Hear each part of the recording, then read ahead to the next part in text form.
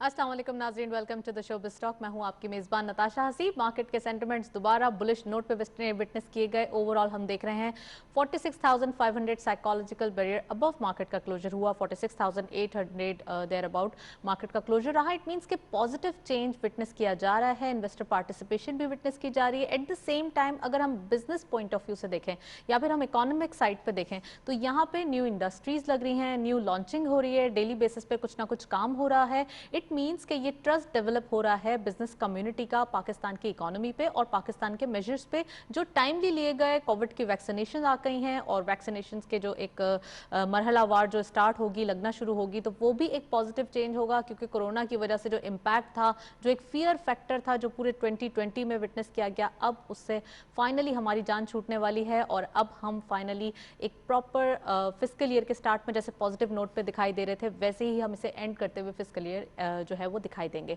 First segment की तरफ चलते हैं।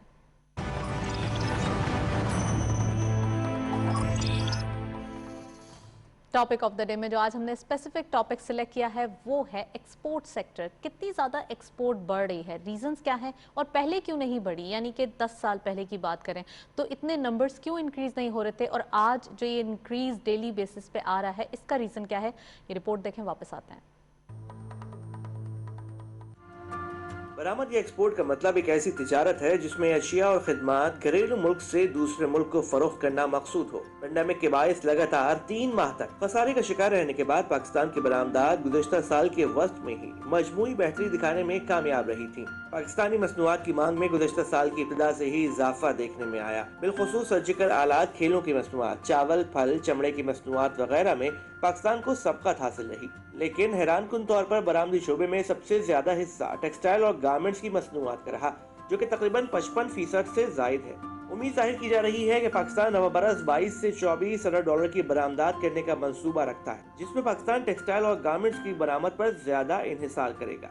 पाकिस्तान की औसत सालाना बरामदात में बराबर इजाफा हो रहा है। पाकिस्तान की मुंतखब हुकूमत की पॉलिसीज और स्मार्ट इनिशिएटिव्स के बायस पाकिस्तानी मईशत में बेहतरी देखी जा सकती है। हालिया हुकूमती स्मार्ट इनिशिएटिव की बदौलत माली साल 2020-21 के अवाइल में ही बड़े पैमाने की सनतों में बेहतरी देखने में आई। यही नहीं बल्कि हुकूमत इस सिलसिले में एक्सपोर्टर्स को मुख्तलिफ मजीद रियायतें देने का इरादा भी रखती है। पाकिस्तान ने बरामदात बढ़ाने के लिए मौसर इक़दाम उठाने शुरू कर दिए हैं, जिसके बायस दुनिया भर के अलावा मशरिक़ वस्ता के लिए भी पाकिस्तान की बरामदात में इजाफा हुआ है। इसमें कोई दो राय नहीं कि पाकिस्तान के एक्सपोर्ट्स मजीद तभी बढ़ेंगी कि जब दुनिया के दूसरे ममालिक की मईशत बेहतर होगी। ऐसा नहीं कि माली साल 2021 में कोई बहुत बड़ी मस्बत तब्दीली आ सकती है। बड़े पैमाने की सनतें जैसे कि सीमेंट, ऑटोमोबाइल, खाद, बिजली का सामान, फूड प्रोसेसिंग और अद्वियात साजी शामिल है। यही वो शोबा है जिसमें हमारे मुल्क में मैकेनिकल, केमिकल और इलेक्ट्रिकल के शोबों में इंजीनियरिंग की डिग्री लेने वाले नौजवानों की खासी खपत है।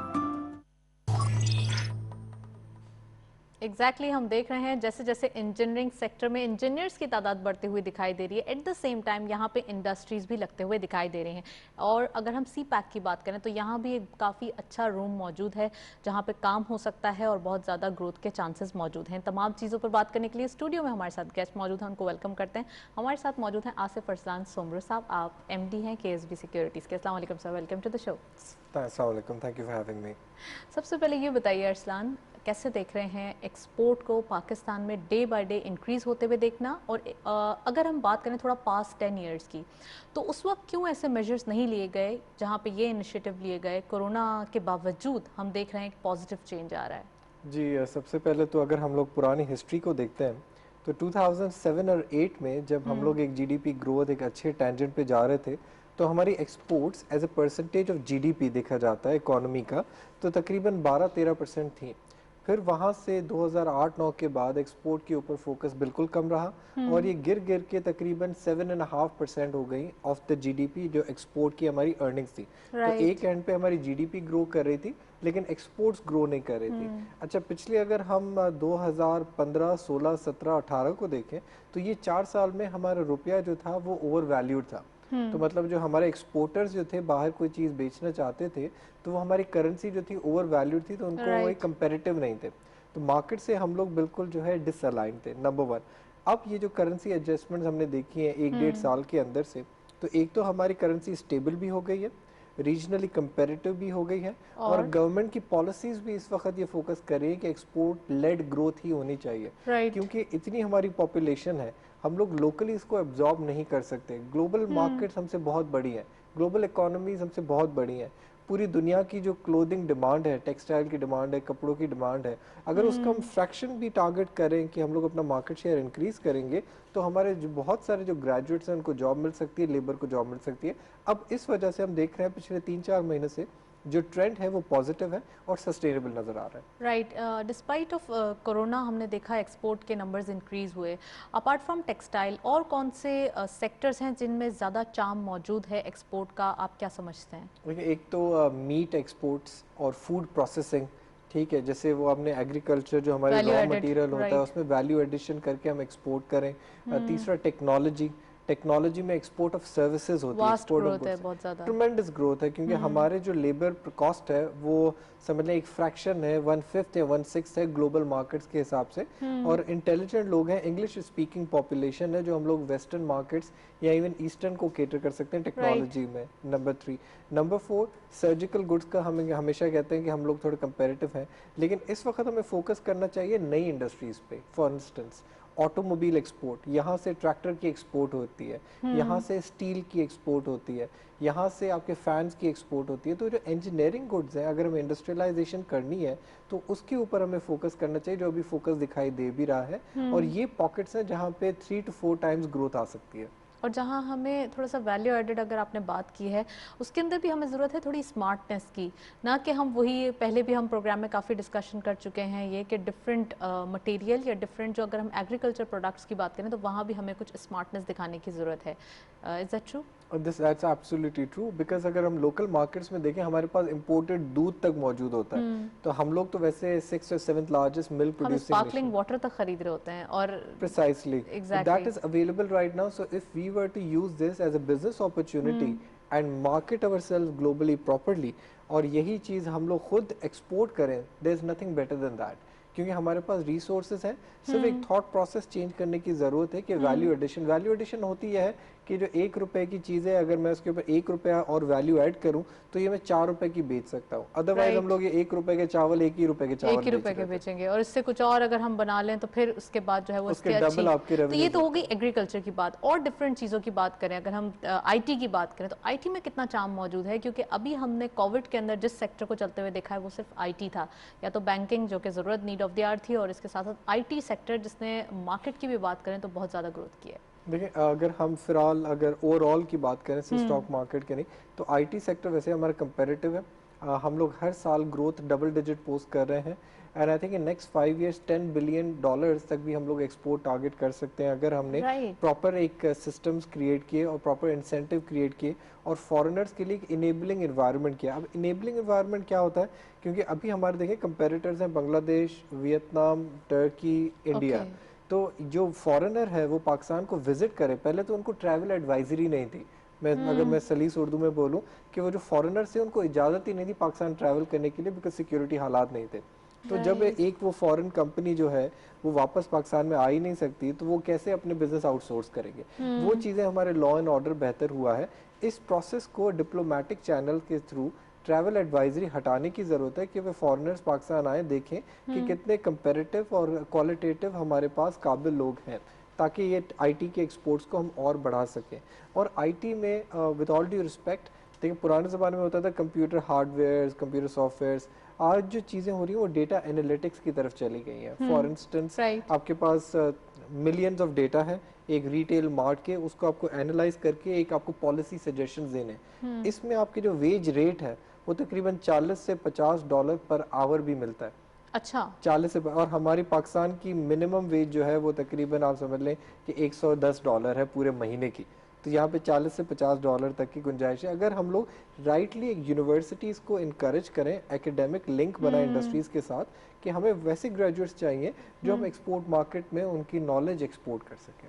राइट वो फिर एक पुराना निज़ाम चला आ रहा है, एजुकेशन पॉइंट ऑफ व्यू से भी देखें तो वहाँ भी करेक्शन की ज़रूरत है थोड़ी सी, और वहाँ भी जो है वो मोटिवेट करने की ज़रूरत है।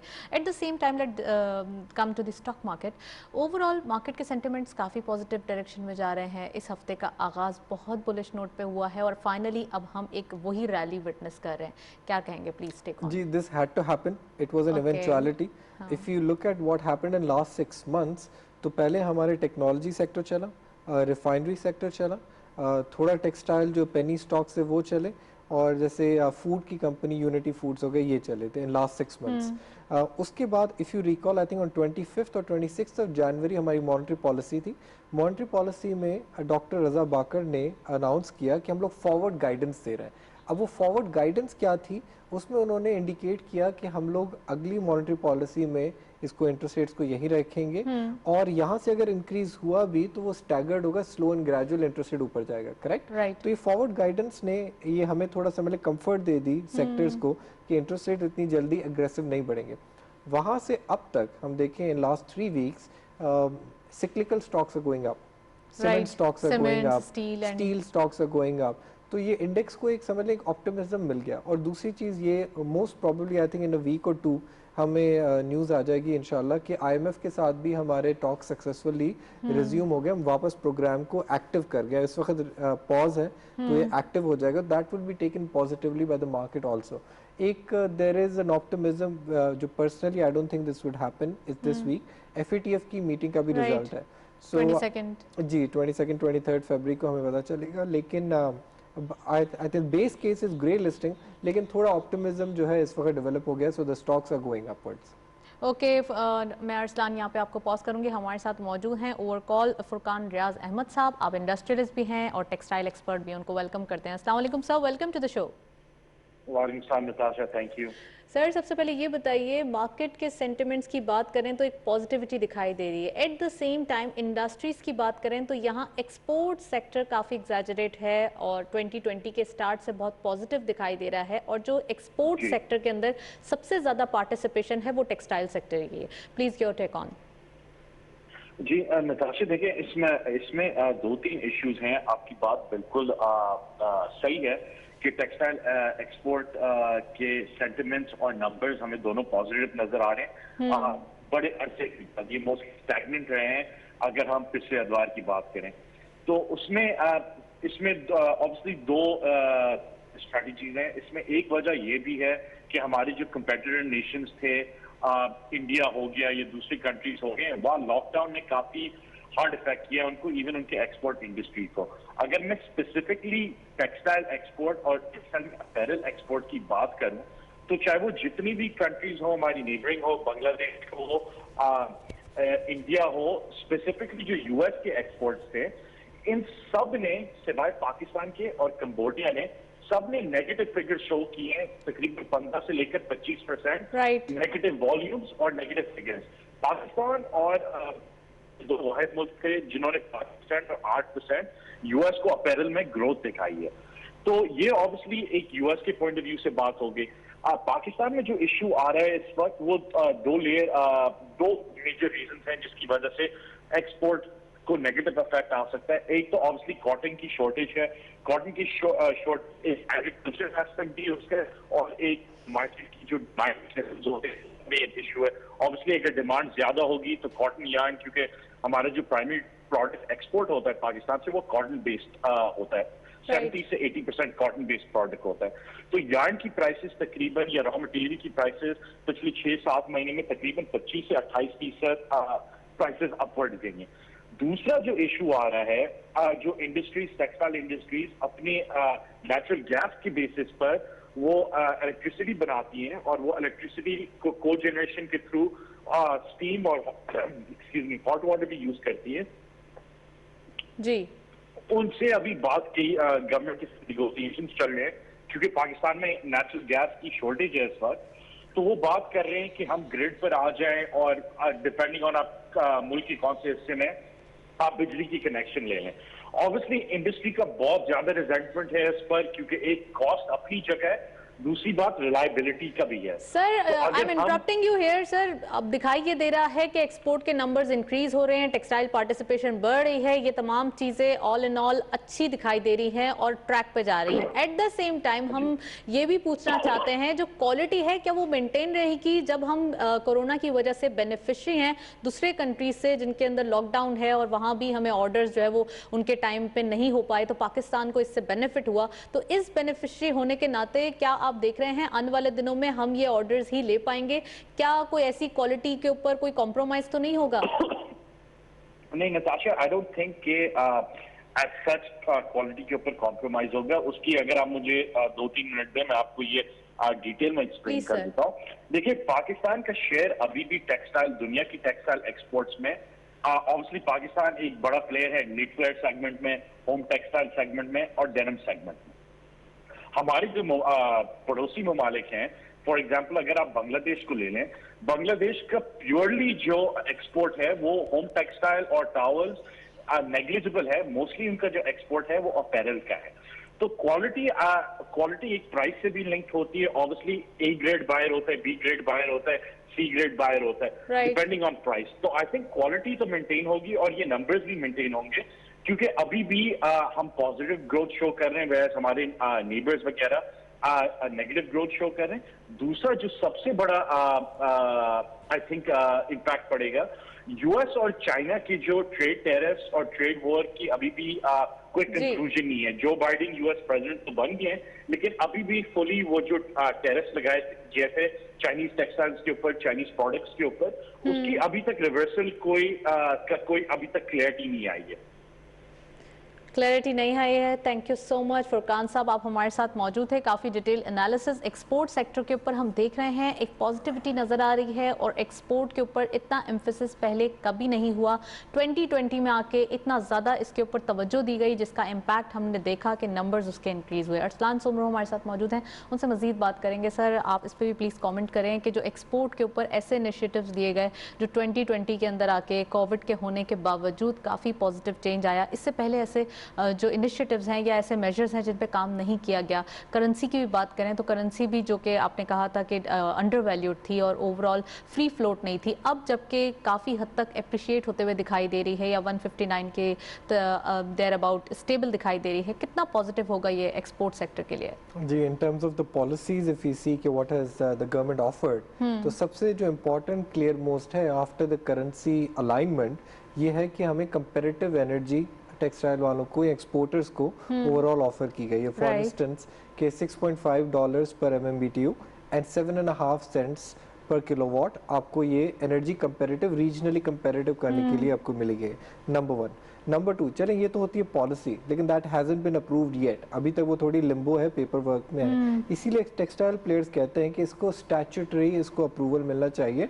मतलब ऐसे नहीं हो कि नेक्स्ट गवर्नमेंट आए और उसको जो है फिर अंडू कर दे, क्योंकि इसके बेसिस पे ये इन्वेस्टमेंट करेंगे और इन्वेस्टमेंट वापस ऐसे नहीं कि फ्रैंकली कुछ लग रहा है आपको ऐसा, अगर थोड़ा सा एनालाइज करें इसे तो? जी, I think if this government remains, I don't think it would should B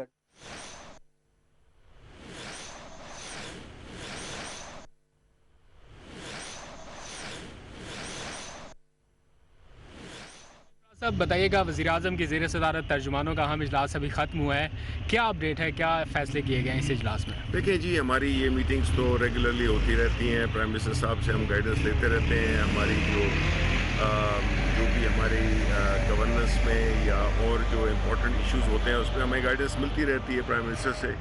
तो इसमें भी ज़ाहिर है कि इन दिनों में आपको पता है कि सेनेट के इलेक्शंस आ रहे हैं, तो उस सिलसिले में भी हमारी बात हुई है कि हम किस तरह से अपने जो मौक़िफ़ है जिसमें कि हम इलेक्शन में ट्रांसपेरेंसी लाना चाहते हैं, प्राइम मिनिस्टर साहब की ये हमेशा से ये मौक़िफ़ रहा है कि जो सेनेट के इलेक्शंस हैं उनको बड़े शफाफ तरीके से होना चाहिए, ताकि वो लोग जो कि अमीन होते हैं वोटों के अपने प्रोविंशियल इलेक्टोरेट के, वो उसको गलत इस्तेमाल नहीं कर सकते।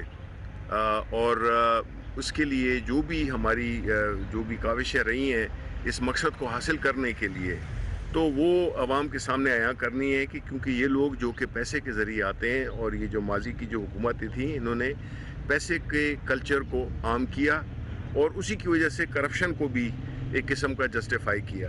तो ये मौक़िफ़ है जो कि हम पिछले कई दिनों से कर रहे हैं और आगे भी हम हमारा मकसद है कि हम बताएं आवाम को कि क्यों ये ज़िम्मेदारी है उनकी कि वो अपने हमारे जो ये जो हमारा जो एक स्टैंड है जिसमें कि हम पैसे की सियासत को ख़त्म करना चाहते हैं और लोग अहलियत और मेरिट की बुनियाद पे वो हों इलेक्ट हों।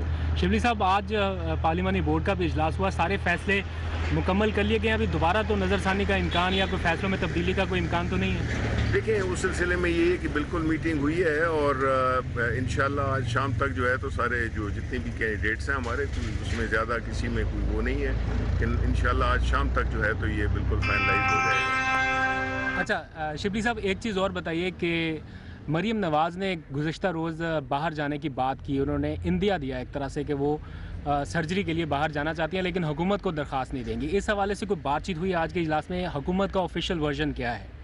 देखें, ये तो इसमें तो हमारी बात नहीं हुई, लेकिन ये कल भी ये जो जब इनका जलसा हुआ था तो उसमें ये बात उसने बुनियादी तौर पे मरीम नवाज़ साहिबा ने इस बात का इकरार कर लिया है कि वो पीडीएम के मुस्तकबिल के बारे में उनको बिल्कुल अंधेरा नज़र आ रहा है और ये वक्त है उनको मुल्क से बाहर जाने का, जिसका क्या दिया उन्होंने दे दिया, क्योंकि उन्होंने ये भी कहा कि एक उनकी सर्जरी होनी है जो पाकिस्तान में नहीं हो सकती। तो हमें नहीं समझ आती है कि ये कैसी सर्जरीज़ हैं, इस ख़ानदान में कौन सी ऐसी बीमारी आती हैं जिसका इलाज पाकिस्तान में नहीं हो सकता।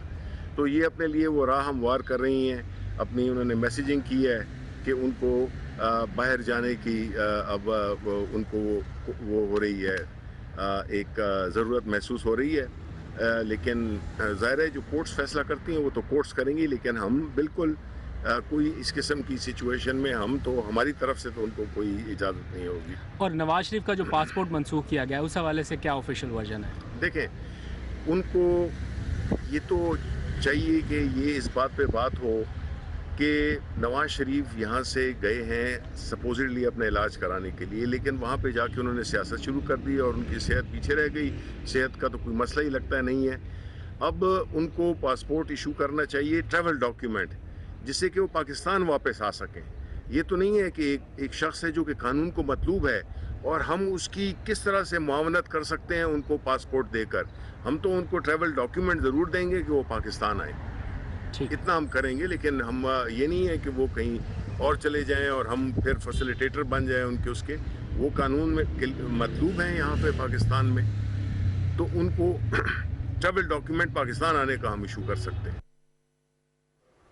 वज़ीर आज़म की सदारत में हुकूमती तर्जुमानों का इजलास हुआ। हुकूमती तर्जुमानों से मुलाकात के बाद वफाकी वज़ीर इत्तलात सेनेटर शिबली फराज की मीडिया से गुफ्तगू आप मुलाहिज़ा कर रहे थे। उन्होंने कहा वज़ीर आज़म चाहते हैं कि सेनेट इलेक्शन शफाफ होने चाहिए। PTI हुकूमत सेनेट इलेक्शन से पैसे का कल्चर ख़त्म करना चाहती है। माजी की हुकूमतों ने पैसे की सियासत की और करप्शन आम की।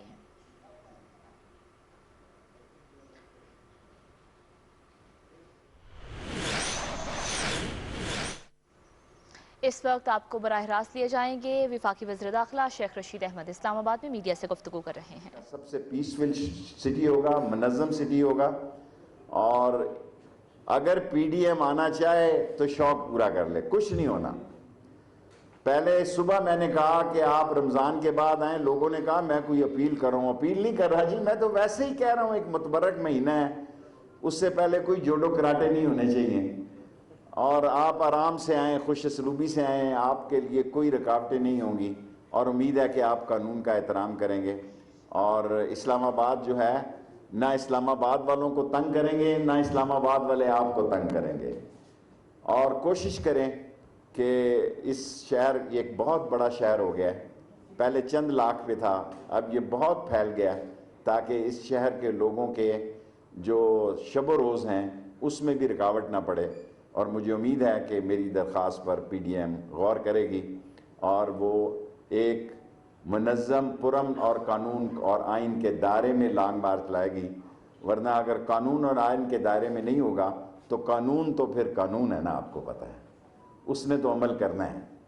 सो thank you very much everybody, I am grateful. जी सर, सवाल।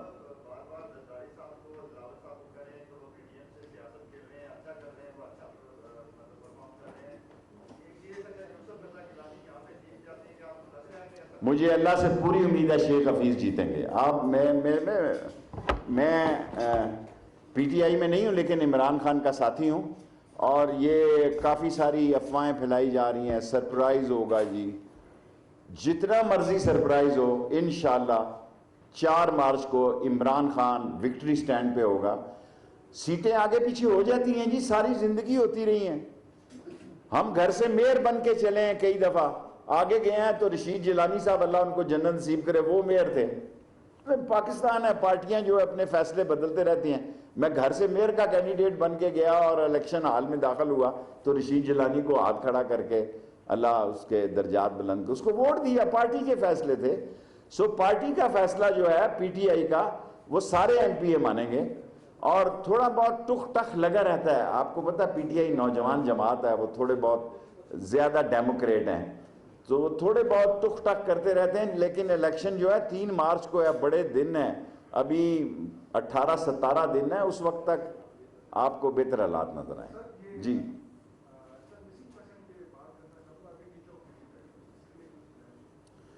मिसिंग पर्सन का एक बहुत बड़ा मसला है और इसका कानून आना चाहिए, इस पर हम काम कर रहे हैं और इंशाअल्लाह ताला 10-15 दिन में इसमें कानून साजी करेंगे। मिसिंग पर्सन बहुत बड़ा मसला है और कई मिसिंग पर्सन तो कई साल के हैं जिनका ये भी पता नहीं कि वो मिसिंग है या कहीं खुद ही मिस हुए हैं।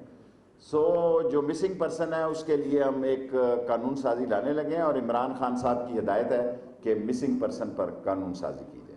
Right, thank you very much.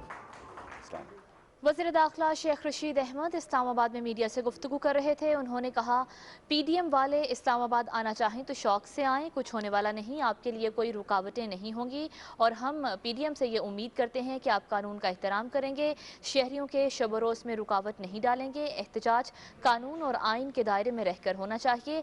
4 मार्च को पीटीआई और इमरान खान की जीत होगी। पीटीवी न्यूज़ से ये थी ताज़ा तरीन।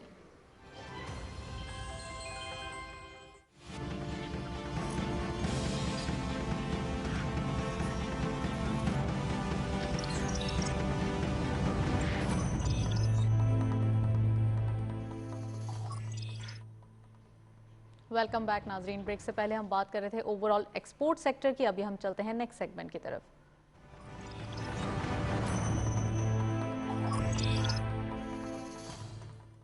आज की मार्केट की परफॉर्मेंस देखते चलते हैं कि क्या रही आज की मार्केट। ओपन हुई मार्केट 46,375.59 के लेवल पर, हायर साइड टू मार्केट गई 46,884.53, lower was 46,375.59 same as the opening and finally closure well above 46,500 psychological barrier 46,867.95 यानी कि 492.36 के पॉजिटिव चेंज के साथ। टर्नओवर में करंटली मार्केट ने 514.20 मिलियन शेयर्स ट्रेड किए हैं। एक पॉजिटिविटी नजर आ रही है इन्वेस्टमेंट पॉइंट ऑफ व्यू से। 27.86 मिलियन शेयर्स का गेन रहा कल के मुकाबले में और वैल्यू वाइज भी अच्छा काम हुआ है 25.35 बिलियन रुपीस का। और ये ओनली रेडी मार्केट के, इसमें फ्यूचर मार्केट इंक्लूडेड नहीं है। इट मींस के ओवरऑल वैल्यू अच्छी जा रही है। वॉल्यूम डीटेल्स में all script being in green territory. हम नेटवर्क लिमिटेड इस लिस्ट को लीड कर रहे हैं 1 रुपये के अपर लॉक के साथ। 7.11 पे closure, 55.46 million shares traded. Telecard second score पे 1 रुपये का अपर लॉक, अगेन 7.63 के पे क्लोजर रहा। 55.544 मिलियन शेयर्स ट्रेड किए गए। And lastly maple leaf cement 1.13 का इजाफा देखा गया। 48.23 पे क्लोजर रहा। 36.17 का कारोबार रहा। काफ़ी हद तक हम कहेंगे थर्ड टियर स्टॉक्स दिखाई दे रहे हैं और काम भी कुछ छोटे स्टॉक्स में हो रहा है। क्या रीज़न है, बात करने के लिए हमारे साथ अरसलान सोमरो साहब मौजूद हैं, उनसे मजीद बात करेंगे। सर, अगर स्टॉक मार्केट की स्पेसिफिकली बात करें तो जो काम है वो काफ़ी हद तक छोटे स्टॉक्स में हो रहा है। कहा यह जाता है कि ब्लू चिप्स में काम होना चाहिए ताकि गेंस भी ज़्यादा हों और थोड़ा सेफ्टी और सिक्योरिटी भी रहे, थोड़ा सा एक हम कहेंगे ट्रस्ट रहे। Eight the same time penny stocks में काम करने से ज़्यादा प्रॉफिट देखा जाता है, ऐसा क्यों है? देखें, ये तो एक समझ लें ग्लोबल फिनोमेना है कि जो पेनी स्टॉक्स होते हैं यूजुअली ये बिल्कुल डिस्ट्रेस कंपनी होती हैं। डिस्ट्रेस कंपनी ये होती हैं जो इसके हालात बिल्कुल ख़राब होते हैं फाइनेंशियली, तो बिजनेस कारोबार अच्छा नहीं करता। तो जब आपकी इकोनॉमी में रिवर्सल आता है तो ये टर्न अराउंड बन जाती है। Right. For instance turn around मतलब इनके जो पुराने लॉसेस होते हैं वो आगे आगे जाके प्रॉफिटेबल होते जाते हैं। तो इसीलिए क्योंकि ये डिनोमिनेशन इसकी जो है छोटी होती है, कंपनी चाहे बड़ी भी हो सकती है। एक 9 रुपए की कंपनी की साइज 20 अरब भी हो सकती है और एक 4 रुपए की कंपनी की साइज तो क्यों, क्या रीजन है, क्या रीजन जी है? बिल्कुल सिंपल होता है, नंबर ऑफ शेयर्स क्यों है? नंबर ऑफ शेयर्स होते हैं। मैं आपको एग्जांपल देता हूँ। राइट। एक 1000 रुपए का नोट है और 100 10 रुपए के नोट है, ठीक है, कब है दोनों 1000 रुपए, ठीक है। तो उसका अब देख रहे हैं 1000 रुपए का नोट है और एक 100 जो है 10 रुपए का नोट है। तो एक शेयर उसका है 1000 का, इसके 100 शेयर हैं 10-10 रुपए के। इवेंचुअली कंपनी की वैल्यू देखी जाती है जिसे मार्केट कैपिटलाइजेशन कहते हैं, जो नंबर ऑफ शेयर्स को मल्टीप्लाई करते हैं हम शेयर प्राइस से। तो ये ग्लोबल फिनोमेना इसलिए क्योंकि जो रिटेलर होता है तो वो देखता है कि वो समझता इससे है डिविडेंड यील्ड कम हो जाती है या ज्यादा लोग पार्टिसिपेट कर सकते हैं? कुछ फर्क नहीं पड़ता। इसका डिविडेंड कम देना पड़ता है अपने पार्टिसिपेंट्स कोई को? इश्यूज नहीं होते इसमें। इसमें इनिशियली जो है वो फेस वैल्यू होती है, जो एक अकाउंटिंग से पहले शेयर की कीमत होती है 10 रुपए। जो बिजनेस आज से 20 साल पहले 10 रुपए पे लिस्ट हुआ था, वो प्रॉफिट कर करके अगर उसने ना कोई बोनस दिया ना राइट्स दिया, वो 10 रुपए वाला शेयर आज 500-600 रुपए का भी हो सकता है। अच्छा। लेकिन अगर वो कंपनी लॉस में थी तो वो 10 रुपए का शेयर 1 रुपए का हो जाएगा, क्योंकि लॉसेस बढ़ते गए क्योंकि इन्वेस्टर की इक्विटी जो है जो उन्होंने पैसे डाले थे वाइप आउट हो जाती है। लेकिन क्या होता है कि जो रिटेल इन्वेस्टर होता है ना, उनको समझ लें क्विक बक चाहिए होता है, जल्दी पैसे कमाने होता है। तो वो कहते हैं कि लाख शेयर ले लें 2 रुपए वाले, वो ज्यादा उनको मजा आता है बनस्पत 2 लाख रुपए का एक कोई शेयर ले लें जो 500-600। इन्वेस्टमेंट पॉइंट ऑफ व्यू से अगर देखा जाए तो पोर्टफोलियो के अंदर समटाइम्स ये सोचा जाता है कि पेनी स्टॉक्स ले लिए जाएं तो इससे जल्दी डबल जो है वो पैसे जो है वो हो जाएंगे, लेकिन ज्यादा होती है, वॉलेटिलिटी एग्जैक्टली ज्यादा है। अगर आपको कुछ पैसास भी डिक्लाइन होंगे तो वो आपको काफी ज्यादा टर्नओवर होगा। प्रिसाइजली। और there is one more thing that I would want to tell the audience here कि इसके ऊपर कमीशन भी ज्यादा होता है। बिकॉज इस वक्त आपका मिनिमम जो कमीशन आपके इस वक्त रेगुलेटर ने लगाया हुआ है वो है 3 पैसा और 0.15%। जी 3 पैसा मतलब 0.03 रुपीस, ठीक है। तो अगर आप वो 1 रुपए का शेयर लेती हैं तो आप समझ लें 3% आप उसके सिर्फ वन साइड कमीशन दे रही होती है, ठीक है। तो उसमें आपको ब्रेक इवन करना मुश्किल है, वॉलेटिलिटी ज्यादा होता है, ट्रेडिंग ज्यादा, टर्नओवर ज्यादा होता है। तो आजकल जो हम मार्केट देख रहे हैं एक लेवल पे आके जैसे ऑप्टिमिज्म आ जाता है तो कुछ नहीं चलता तो लोग कहते हैं चले पेनी स्टॉक्स चला लेते हैं। एग्जैक्टली इतना माइनर लेवल्स पे बताना, और अरसलान काफ़ी अच्छे से एक्सप्लेन कर रहे हैं। माइन्यूट चीज़ें जो है वो हम देखते नहीं है और नॉर्मली ट्रेडिंग करते हुए तो ये बिल्कुल भी नहीं अपने विटनेस करते कि क्या हो रहा है, बस बाइंग और जब नज़र आता है कुछ। लेकिन वो अगर 50 रुपये का प्रॉफिट दिख रहा है तो वो एटलीस्ट ज़्यादा नहीं होता। अगर पेनी स्टॉक्स लें, अगर 1000 शेयर लें या 2000 शेयर लें तो उसमें बहुत कम होता है। और फिर अगर आप बता रहे हैं कि जैसे कि पर शेयर जो उनका कमीशन होता है अगर इतना ही कट जाए तो फिर तो कोई फायदा ही नहीं है। जी एब्सोल्युटली। एक तो कमीशन आपके कट किया है दोनों साइड्स पे, नंबर 1। नंबर 2 फिर आपने कैपिटल गेन टैक्स भी इसके ऊपर देना होता है। अगर आप फ्रीक्वेंटली ट्रेडिंग करते हैं, अगर आप लंबा अर्सा रखेंगे तो आपको कैपिटल गेन टैक्स भी कम देना होता है। तो ये चीज़ें इन्वेस्टर को देखनी चाहिए। लेकिन कुछ इन्वेस्टर होते हैं जिनको डेली ट्रेड करना होता है, it becomes their hobby, it becomes their passion. तो वो एवरी सेकंड डे वो ट्रेड कर रहे होते हैं। दे डोंट अंडरस्टैंड कि they are giving significant profit to the brokerage firms, but उनको अपनी प्रॉफिटेबिलिटी नहीं होती। इट्स अ पर्सनालिटी, हर इंसान की अलग होती है, हर इन्वेस्टर की अलग होती है। राइट। हर इन्वेस्टर की अपनी साइकी होती है और वो अपनी साइकी के मुताबिक इन्वेस्टमेंट करता है। तो आजकल की जो मार्केट है, अभी की जो मार्केट है, वो किस टाइप के इन्वेस्टर्स को ज़्यादा जो है वो मोटिवेट कर रही है या अपनी तरफ अट्रैक्ट कर रही है? उनकी साइकी कैसी दिखाई दे रही है? Again, there are two kinds of investors right now. The smart investors, I should say, are taking 1 year view. 1 साल का व्यू ले रहे हैं कि आज आप फरवरी में कोई स्टॉक ले रहे हैं लेकिन दिसंबर तक का प्लान कर रहे हैं कि अगले 10 महीने तक ये पैसे मैं अगर बैंक में रखूं तो मुझे 6-7% रिटर्न मिलेगा, और कोई अच्छे स्टॉक्स ले लूं तो 30-40% रिटर्न मिलता है। उसके बाद मुझे कुछ नहीं करना, पीरियड। अगर हर महीने कोई सेविंग होती है तो मैं हर महीने इन्वेस्ट करता रहूँगा इन्हीं स्टॉक्स में जो मैंने आइडेंटिफाई किया है, जो मुझे समझ आ रहे हैं कि जो सुनने में भी आ रहे हैं। देखिए, स्टॉक मार्केट आपकी रिफ्लेक्शन होती है बिजनेस के आपको एक्सपेक्टेशंस की। तो अगर आप किसी जानने वाले से पूछते हैं जिसका टेक्सटाइल का काम है या जिसका ऑटोज़ का काम है, सीमेंट्स का काम है, या रिफाइनरीज का काम है या टेक्नोलॉजी, वो कहते हैं नहीं हमारा कारोबार अच्छा हो रहा है, तो आप उनके साथ बिजनेस उनके शेयर ले लेते हैं। तो इस वक्त इन्वेस्टर्स के लिए इंटरेस्ट रेट्स नीचे हैं और आपके करेंसी स्टेबल है, इकोनॉमी ग्रोथ फेज में जा रही है। अगले साल का हमारा जीडीपी ग्रोथ का जो टारगेट होगा 4% प्लस होगा। तो ये सारे फैक्टर्स अगर आप मिलाएं, और दो चीज़ें जो बड़ी इंपॉर्टेंट हुई हैं वो ये है कि अभी रोशन डिजिटल अकाउंट से जो फॉरेनर और ओवरसीज पाकिस्तानीज के पैसे आ रहे हैं वो कुछ स्टॉक मार्केट के अंदर भी आ रहे हैं, number 1। Right. Number 2, digital accounts खुलने शुरू हो गए। अब डिजिटल अकाउंट्स मतलब जो हमारी ऑडियंस शहर से बाहर है तो उसको कराची आने की, इस्लामाबाद, लाहौर, बड़े शहरों में जाने की ज़रूरत नहीं, वो ऑनलाइन बैठ के अपने अकाउंट्स खुलवा सकते हैं। तो ये एक समझ लें एक मटीरियल शिफ्ट है हमारी इकोनॉमी के लिए, हमारी स्टॉक मार्केट के लिए। और इस ट्रेंड को अगर हम देखें तो आज के लिए बेहतर है इन्वेस्टर आज इन्वेस्ट करके एक साल जो है खामोशी से बैठा रहे। राइट। अच्छा, जो इंस्टेंट पेमेंट सिस्टम आपने कहा, जैसे जैसे कि ऑनलाइन अकाउंट्स ओपनिंग करना और डिफरेंट जगह इन्वेस्टमेंट करना इजी हो गया है, जितना ये इजी होता जा रहा है, जितना इजी एक्सेस हो रही है, उतनी ज़्यादा जो उनकी एक हम कहेंगे कि मार्केट के अंदर पार्टिसिपेशन है या नंबर ऑफ इन्वेस्टर्स हैं वो बढ़ते हुए दिखाई दे रहे हैं मार्केट के अंदर या रियल एस्टेट के अंदर या डिफरेंट बिजनेसेस के अंदर। एब्सोल्युटली बढ़ते हुए दिखाई दे रहे हैं, absolutely, there is no question. लेकिन देखिए हमें थोड़ी चीज़ ये जहन पे रखनी चाहिए, स्टॉक मार्केट में एक फाइनाइट नंबर ऑफ शेयर्स होते हैं, मतलब लिमिटेड नंबर ऑफ शेयर्स होते हैं। Right. तो जब बायर्स इसको ज़्यादा चेस करते हैं तो शेयर प्राइस बढ़ जाती है। तो जो जिसकी फेयर वैल्यू 100 रुपये हो जाती होनी चाहिए, उसको लोग खरीद के 200 रुपये पे ले जाते हैं। ठीक है, इसका काउंटर ये होना चाहिए, जो रेगुलेटर की रिस्पॉन्सिबिलिटी है कि आप आईपीओस को इनकरेज करें ताकि जो नए पैसे आ रहे हैं मार्केट में, आ रहे हैं आईपीओ, जी बिल्कुल, लेकिन जितनी डिमांड बढ़ रही है उस हिसाब से नहीं आ रहे हैं। ग्लोबली आप देखें तो डजन्स ऑफ आईपीओ हो रहे होते हैं एवरी मंथ।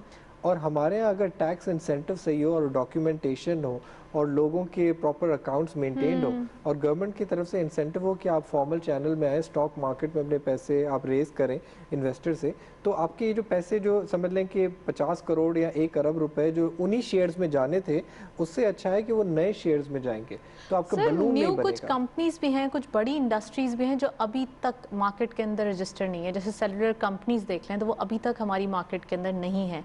ऐसा क्यों, इतना डिले क्यों, और वो क्यों नहीं आती, क्या रीजंस हैं इसके बिहाइंड?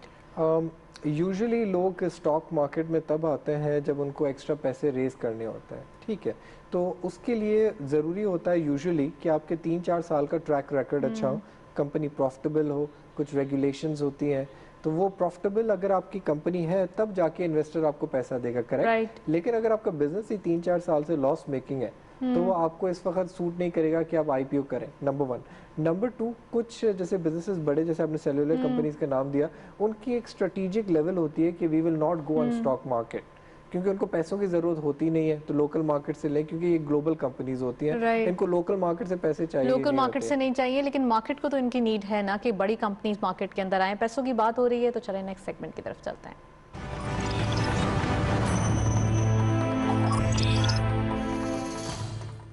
कमोडिटीज़ के रेट्स आज की मार्केट में देखते चलते हैं।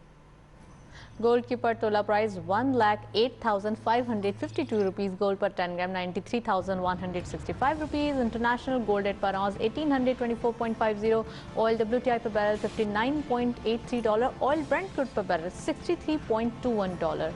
काफ़ी हद तक इंटरनेशनल ऑयल प्राइस पे इम्पैक्ट आ रहा है। करेंसीज में सबसे पहले यूरो बाइंग रही 192 rupees, selling was 194, UK pound buying रही 219.50, selling was 222 rupees, US dollar buying रही 159.20, selling was 160, Chinese yuan buying at 24.95, selling was 25.10, Saudi riyal buying at 42.20, selling was 42.70, UAE dirham buying at 43.25, selling was 43.75, Kuwait dinar buying रही 501 rupees, selling was 503.50, and lastly Omani riyal buying रही 408 rupees, selling was 410 rupees. ये था forex और commodities का latest update. Internationally oil price बढ़ते हुए दिखाई दे रहे हैं, हमारी मार्केट पर इसका क्या इम्पैक्ट होगा, अरसलान से पूछते हैं। अरसलान, इंटरनेशनली जो इम्पैक्ट आ रहा है डेली बेसिस पे हम देख रहे हैं कुछ फ्लक्चुएशन हो रही है और पॉजिटिविटी आ रही है, एट द सेम टाइम हम WTI देख रहे हैं बढ़ता हुआ दिखाई दे रहा है, ब्रेंट क्रूड भी जो है वो 63 के अराउंड दिखाई दे रहा है, अरब लाइट भी इसको इम्पैक्ट कर रहा है। अब हमारी मार्केट में जो कि एक पेट्रोल की कीमत पे काफ़ी हद तक कहा जा रहा था कि 14 रुपये की समरी जो है वो भेजी गई है और इसको प्राइम मिनिस्टर साहब ने इग्नोर भी कर दिया है, तो इसके ऊपर प्लीज़ अपना एनालिसिस दीजिए। देखें, एक तो ओगरा का एक प्री डिटरमिन्ड फार्मूला होता है जिसमें वो आपको गवर्नमेंट को एडवाइस करते हैं हर फोर्टनाइटली, जी बिल्कुल, एवरी 14 डेज कि आप पेट्रोलियम लेवी अगर मैक्सिमम लगाएं तो आपको इतनी प्राइस होनी चाहिए वर्सेस ये जो अभी है। तो गवर्नमेंट का प्रेरोगेटिव होता है, तो गवर्नमेंट डिसाइड्स अपनी डिस्क्रेशन पे कि हमें टैक्स कितना कलेक्ट करना है कि नहीं करना। राइट। इस वक्त अगर आप पॉलिटिकल कॉन्टेक्स्ट में देखें तो electricity prices have been increased, चाहे वो आपका बेस टैरिफ हो, चाहे आपको क्वार्टरली आपके टैरिफ हो, फ्यूल चार्जेस हो, और चाहे आपका मंथली फ्यूल जो सरचार्ज हो, वो सारा जो है टैरिफ इंक्रीज करके रफली 4.5 रुपीज़ इंक्रीज हो चुका है। That's gonna be inflationary, number one. So the government does not want to create more inflationary pressures by increasing the petrol and diesel prices, क्योंकि इस वक्त हमने टारगेट से ज़्यादा पेट्रोलियम लेवी टैक्स कलेक्ट कर दिया है। अगर हम मार्केट को देखते हैं इसका इम्पैक्ट क्या होगा, क्योंकि ईएनपी सेक्टर जो एक्सप्लोरेशन एंड प्रोडक्शन ऑयल की होती है, ओजीडीसी, पीपीएल, पीओएल, मारी, इनको बेनिफिट होता है क्योंकि इनके जो रेवेन्यूज एंड प्रॉफिट्स हैं वो डिराइव करते हैं इंटरनेशनल ऑयल प्राइसेस से, नंबर वन। लेकिन इनका सेक्टर में इंडेक्स में वेट अच्छा है इस सेक्टर का, तो अगर यहाँ से इसमें एक we can see an upward movement in these stocks, number one. Number two, अगर ये 2-4 महीने ऑयल 65-ish और 60 प्लस ही रहा तो हम देखेंगे इंपोर्ट के ऊपर हमें प्रेशर आ जाएगा। तो जब इंपोर्ट प्रेशर आता है आपका करंट अकाउंट वापस डेफिसिट में चला जाएगा, तो थोड़ा करेंसी के ऊपर भी प्रेशर आ जाएगा, शायद हमें मॉनेटरी टाइटनिंग पर जल्दी एग्जैक्टली करेंसी के ऊपर प्रेशर आ जाएगा और मॉनेटरी टाइटनिंग भी हो सकती है, आपका ऐसा कहना है। लेकिन अगर हम बात करें apart from all this, share की अगर हम इंडिविजुअली स्पेसिफिकली बात करें तो यहाँ पे ईएनपी के शेयर काफ़ी हद तक अभी कम दिखाई देते हैं, यानी कि अभी वो अंडर वैल्यूड हैं। आप नहीं समझते कि ईएनपी सेक्टर को अभी इसका वेटेज भी बहुत ज़्यादा होता है हमारी स्टॉक मार्केट पे और ये बढ़ना चाहिए? देखिए, थोड़ा इनके बिजनेस मॉडल को हमें समझना चाहिए। इनका बिजनेस मॉडल ये होता है, जिन स्क्रिप्ट्स के आपने नाम लिए मैं उन्हीं की बात कर रही हूं स्पेसिफिकली। इनका बिजनेस मॉडल ये होता है कि ये एक्सप्लोरेशन करते हैं, ठीक है, एक्सप्लोरेशन करते हैं कि ऑयल निकले, तेल निकले, गैस निकले। Discoveries different. पिछले 10 से 12 सालों में पाकिस्तान के अंदर प्रोडक्शन जो है वो गिरती जा रही है और आपकी डिमांड बढ़ रही है, ठीक है। तो अनलेस कोई नई डिस्कवरी हो, वो भी बड़ी साइज की, इस वक्त उनके जो रिजर्व्स हैं वो कम होते जा रहे हैं, ठीक है। और दूसरी चीज़ इनको फ़ायदा ये देती है जब इंटरनेशनल ऑयल प्राइसेस ऊपर जा रहे हैं। अब वो तो जा रहे हैं, अगर आप कंपेयर करें पूरा 2010, 11, 12, तो उस हिसाब से तो मतलब $100 की तो वैल्यू नहीं रही, और वो शायद हम लोग देखें भी ना अनलेस कोई पॉलिटिकल या कोई ऐसा इवेंट हो, करेक्ट। सो इस वक्त इनकी जो बिजनेस वायबिलिटी है इन शेयर्स की वो थोड़ी कम होती जा रही है, क्योंकि ऑयल प्राइसेस भी $100 नहीं लग रहे और इनके जो अपनी प्रोडक्शन है, समझ जो वेल से आता है सामान, वो कम होता जा रहा है। इसीलिए ये इस वक्त वैल्यूएशन में बिल्कुल चीप है, अट्रैक्टिव है, लेकिन कुछ इन्वेस्टर्स इसको वैल्यू ट्रैप समझ रहे हैं। अच्छा, क्योंकि अगर आप यहाँ पे 25 से 30% कमाने के लिए इंतजार करेंगे तो कहते हैं ना वो ट्रेन जो है वो दूसरी जगह आपको 50 से 100% रिटर्न दे सकती है 2 साल के अंदर। दिस इज द रीजन कि लोग ज्यादा ईएनपी प्रेफर नहीं कर रहे बल्कि सिक्लिकल स्टॉक्स की तरफ जा रहे हैं। जी बिल्कुल, this is a strategic shift, ये ग्लोबली हो रही है और इसलिए लोकली जो है इन्वेस्टर्स भी जो समझदार हैं उसमें ज्यादा एडिशनल मनी डिप्लॉय नहीं कर रहे। राइट, रुपये की बात कर रहे हैं, आपने कहा कि हो सकता है कि अगर इंटरनेशनल ऑयल प्राइस का इम्पैक्ट आए तो थोड़ा सा इन्फ्लेशन या फिर थोड़ा सा मॉनेटरी टाइटनिंग हो सकती है। एट द सेम टाइम रुपये क्या फ्लक्चुएट करेगा, थोड़ा सा अप्रिशिएट कर रहा है, 158, 159 यहाँ पे थोड़ा बहुत दिखाई देता है, तो इसका इम्पैक्ट क्या हमारे एक्सपोर्ट सेक्टर पे तो नहीं आएगा? जी, आई पर्सनली थिंक कि अगर थोड़ी डिप्रिसिएशन ज़्यादा होती है तो एक्सपोर्टर्स के लिए फ़ायदा ही है, लेकिन I don't think the government will want to completely let go of the currency. इतना नहीं छोड़ेंगे कि 170 या 168 हो जाए, लेकिन इस वक्त हमें अप्रिसिएशन के चांसेस से ज़्यादा डिप्रिसिएशन के चांसेस हैं, क्योंकि इस वक्त जो शॉर्ट टर्म मार्केट में रेमिटेंसेस की वजह से और ट्रैवल ना होने की वजह से जो ज़्यादा डॉलर अवेलेबल हैं, मेरा ख्याल है स्टेट बैंक को ये डॉलर्स बचाने चाहिए ताकि मुश्किल वक्त में जब आपको ज़रूरत हो तो तब इस्तेमाल कर सकें। ओके, मार्केट की बात करते हैं, सेक्टर वाइज परफॉर्मेंस की बात करते हैं। सबसे पहले सिक्लिकल स्टॉक्स की बात हो रही है, तो सीमेंट सेक्टर कैसा दिखाई दे रहा है आज की मार्केट में, लेना चाहिए या नहीं लेना चाहिए? जी, I think overall if you are taking a long term and even medium term view, cyclical sectors look good, even cements and steel. Long term कितना व्यू? देखिए, लॉन्ग टर्म टेक्स्ट बुक के हिसाब से तो लोग 5 से 10 साल सोचते हैं, लेकिन स्टॉक मार्केट के हिसाब से 2 से 3 साल is a long term in my understanding, in my experience. Okay, and what about steel? Steel, similar exposure, similar time horizon, similar upsides. Okay, what about auto sector? क्या दिखाई दे रहा है, पॉजिटिविटी आ रही है, कितना चलेगा मार्केट के अंदर? It's difficult to quantify a multi-year view, क्योंकि अगर competition इतना seriously इनको impact करता है तो we will find it difficult कि ये अपने margins increase कर सकें unless इनको जो है डिमांड ज़्यादा ग्रो हो, GDP ज़्यादा ग्रोथ हो हमारी। So it will be a combination of both. We have to see, but right now they don't look too expensive either. लेना चाहिए नहीं लेना चाहिए auto sector? I would say neutral. Neutral ये क्या होता है? न्यूट्रल क्या होता है? न्यूट्रल की प्लीज डेफिनेशन दे दें, फिर उसके बाद और स्टॉक्स पूछूंगी मैं आपसे. It means hold. It means a hold. Hold. Okay, जिन्होंने ले लिया है वो होल्ड करें, जिन्होंने नहीं लिया वो क्या करें? It doesn't need to be, they don't need to aggressively jump into it. Okay, pharma sector कैसा दिखाई दे रहा है? कुछ वैक्सीनेशंस भी आ रही हैं, अगर उनसे रिलेटेड कोई स्टॉक्स हैं तो? I don't really think कि वैक्सीनेशन से रिलेटेड कुछ ज़्यादा प्रॉक्सीज हैं हमारे, and vaccination will be a one off thing, it will not be an annual thing, it will not be a sustainable thing. So वैसे ही बिजनेसेस इनके stable हैं, एस्टैब्लिश्ड है, सो ये इस वाली प्रॉक्सी को हम नहीं देखें. वैसे फार्मास्यूटिकल का outlook is fantastic in country like Pakistan, जहाँ पे हेल्थ अवेयरनेस भी बढ़ रही है और हेल्थ एक्सपेंडिचर भी बढ़ रहा है. राइट. अच्छा, आईटी सेक्टर कैसा दिख रहा है? एक पॉजिटिव, बहुत ज़्यादा उसके जो शेयर प्राइस हैं अट्रैक्टिव भी हैं. इट मीन्स के अट्रैक्टिव इस सेंस में कि लास्ट ईयर जितनी ज़्यादा ग्रोथ हुई है, तो अगर नेक्स्ट ईयर भी इतनी ज़्यादा ग्रोथ होती है तो बहुत अट्रैक्शन हो जाती है. जैसे you see, if the stock prices अगर एग्रेसिवली इंक्रीज करते हैं तो उनकी अपसाइड कम हो जाती है. अच्छा जी. So we should not take away investment decision इस बेसिस पे कि पिछले 1 साल का रिटर्न ये है तो अगले 2-3 साल का रिटर्न ये होगा. राइट. मुझे लगता है ये स्टॉक्स मैच्योर हो गए इस वक्त, मतलब यहाँ से मैच्योर हो चुके हैं जी. IT stocks. नॉमिनल अपसाइड होगी, लेकिन शॉर्ट टर्म में ज़्यादा upside I personally don't see it. I could be wrong. Okay. And what about और कौन सा रह गया है हमारे पास? पेपर सेक्टर कैसा दिखाई दे रहा है? Paper it looks neutral-ish. I wouldn't say it's too exciting at the moment. और रिफाइनरी सबसे ज़्यादा लाइमलाइट में देखा जा रहा है, कुछ एनालिस्ट भी हैं उसको रेकमेंड भी कर रहे हैं, वो कैसा दिखाई दे रहा है? देखिए, रिफाइनरीज में I'm not the expert, but what we read is that the government will be coming up with a policy to A, bail out refineries, number 2, expand their capacities, ताकि ये जो है हमारे import bill जो है वो कम हो और रिफाइंड प्रोडक्ट्स की तरफ हम लोग ज़्यादा जाएं. सपोज अगर 1 लाख रुपए किसी इन्वेस्टर के पास होते हैं तो अभी उसे किस सेक्टर में सबसे ज़्यादा इन्वेस्टमेंट करनी चाहिए? जी, आई थिंक उसको 3-4 सेक्टर्स के अंदर स्प्लिट करना चाहिए. एक सेक्टर के अंदर कभी इतना ज़्यादा रिस्क नहीं लेना चाहिए किसी इंडिविजुअल इन्वेस्टर को. 2-3 सेक्टर्स को देख लेना. जी बिल्कुल. अच्छा, ओवरऑल इंटरनेशनल ऑयल प्राइस के बारे में बात कर रहे थे, ये तो हुई सेक्टर्स की बात. काफ़ी हद तक पॉजिटिव नोट दिखाई दे रहा है. अगर इससे ज़्यादा प्राइस जाते हैं $70 तक, क्योंकि $63 और देयर अबाउट चल रहे हैं, तो अगर $70 तक जाते हैं तो इन्वेस्टर्स को क्या एडवाइस करेंगे हमारी मार्केट के लिए? देखिए, if the oil prices do go to $70 तो हमारा जो ग्रोथ रेट है वो थोड़ा हर्ट हो जाएगा, because we will have to do premature monetary tightening. So in that case it's better to go into the oil and gas exploration companies and banking sector. Last view और last question, सबसे ज़्यादा market के अंदर जो तेज़ी दिखाई दे रही है, 3 सेशंस रह गए हैं, क्या एडवाइस करेंगे इन्वेस्टर्स को? I think one should not speculate too much on 3 days. That's too short term view to be given.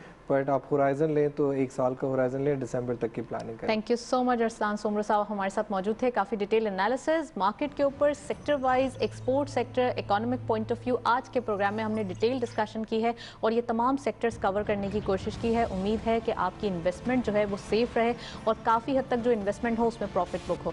That's all. Programme को वाइंड अप करते हैं. वाइंड अप करने से पहले आपका हमारा ईमेल एड्रेस नोट कर लें, विच इज़ thestock@ptv.com.pk. आपके फीडबैक का इंतजार रहेगा. प्रोग्राम देखने का शुक्रिया. अल्लाह हाफ़िज़.